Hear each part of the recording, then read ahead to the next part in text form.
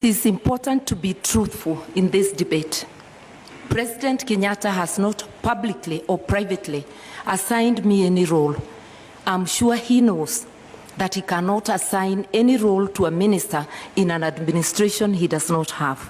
The person who has assigned me a role as deputy and has declared the intention to appoint me as Minister for Justice and Constitutional Affairs, apart from being Deputy President, is the Right Honorable Raila Amolo Odinga.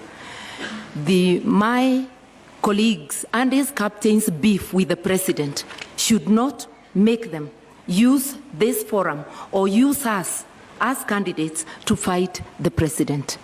We represent the aspirations of Kenyans. And yes, Kenya needs rescue, but rescue from corruption cartels, which my colleague may know more about.